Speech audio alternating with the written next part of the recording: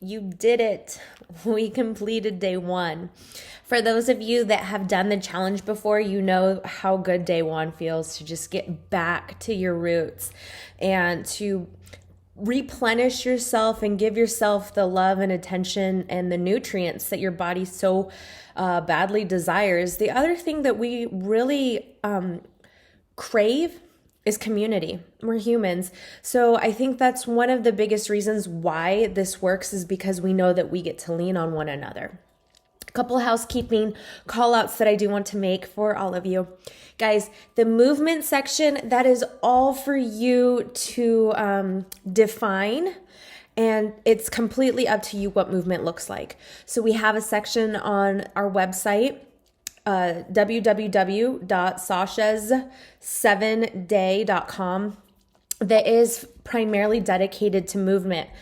You do not have to do that workout. Those are just suggestions. That's just to give you an idea. If you're an avid mover, it's a workout that you can do to throw in the mix. Another thing, I know we have it on the website. I know that we've posted it on Facebook several times, but everyone's like, what do you do for chocolate? What do you do for sweets? What do you do? How do you survive? This is how I survive, okay?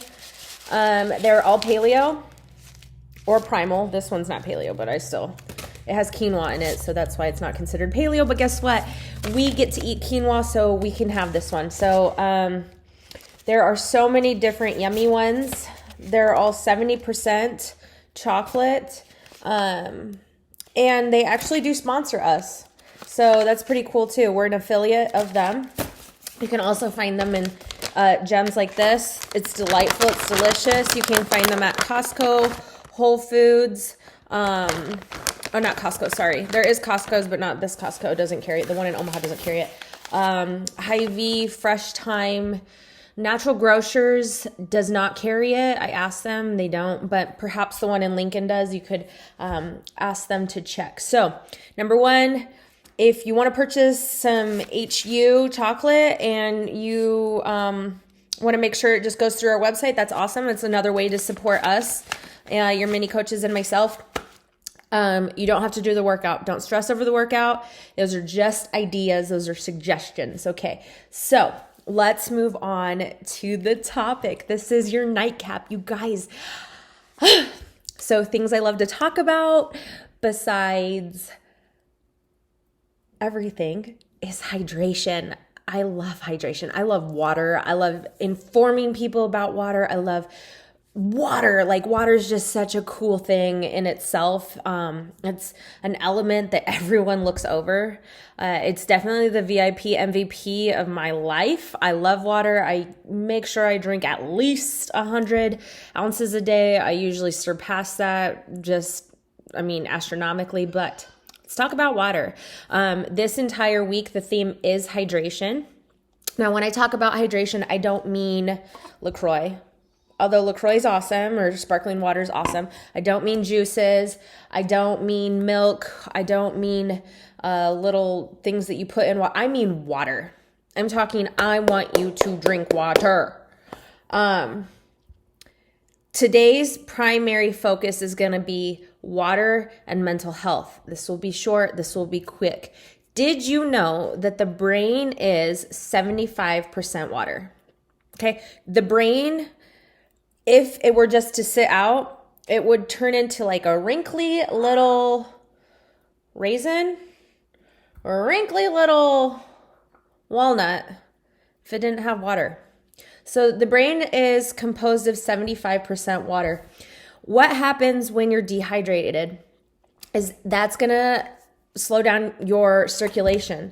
When your circulation is when it's slowed down, it means that your blood flow, is slowed down, which means that there's less oxygen to get to all of the parts of your body, specifically the brain. Your brain feeds off of that oxygen. It needs that oxygen to think, to control, to do all the things that you don't realize that your brain is doing.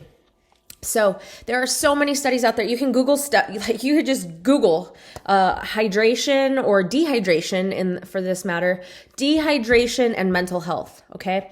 So many studies out there. I mean, study after study after study. They did just women. They did just men. They did women and men. They did women in their 20s. They did women in their, I mean, there's so many studies out there to try to prove it wrong. And I don't know why.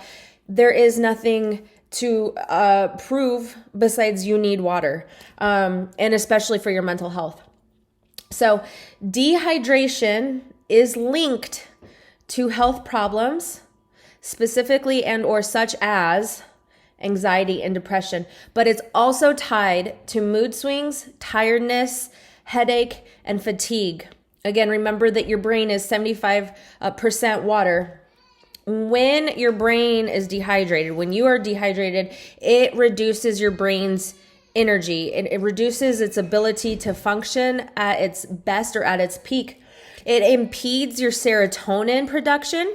And for those of you that don't know what serotonin is, it is something that helps regulate your mood. It helps regulate your happiness, and it also helps you with your anxiety. What does that mean? It means you need to drink water. The next time you have a headache, don't run to your ibuprofen. The next time that you are moody or grumpy, or you snap at someone, or you just don't feel like yourself, go chug some water. I'm not kidding you. My husband will come home and he'll complain about something. And I say, how much water did you drink? And he goes, well, not enough. Yes, because we both have noticed. I need some water, guys. Yeah.